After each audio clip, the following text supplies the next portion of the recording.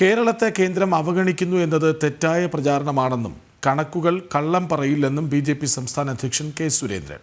വയനാട് പുനരധിവാസത്തിനായി 896 കോടി രൂപ കേരളത്തിന്റെ കൈവശമുണ്ടായിട്ടും പുനരധിവാസത്തിന് ഒരു നടപടിയും ഉണ്ടായിട്ടില്ല.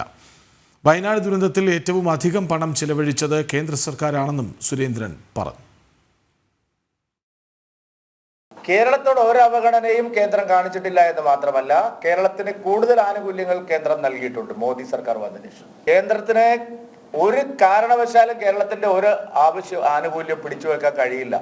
ധനകാര്യ കമ്മീഷൻ എന്ന് പറയുന്നത് വ്യക്തമായ മാനദണ്ഡങ്ങളുടെ അടിസ്ഥാനത്തിൽ എല്ലാ സംസ്ഥാനങ്ങൾക്കും വിഹിതം കൊടുക്കുന്നതാണ്. കേരളത്തിനോട് മാത്രമായിട്ട് ഒരു തരത്തിലുള്ള അവഗണനയും കാണിക്കാൻ കഴിയില്ല.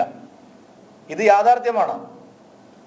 മന്ത്രി നേരിട്ട് പ്രഖ്യാപിക്കുന്നതല്ല വിഹിതങ്ങളൊന്നും. ബഡ്ജറ്റിന്റെ പ്രസംഗം കഴിഞ്ഞ ഉടനെ മുഴുവൻ ബജറ്റ് നോട്ടും വരുന്നതിന് മുമ്പ് തന്നെ കേരളത്തെ അവഗണിച്ചു. വലിയ പദ്ധതികളില്ല. ഇതൊരു തെറ്റായ പ്രചാരവേലയാണ്. സംസ്ഥാന ഗവൺമെന്റിന്റെ പിടിപ്പുകേട് മറച്ചു വെക്കാനുള്ള ആസൂത്രിതമായ രാഷ്ട്രീയ പ്രചരണമാണ്.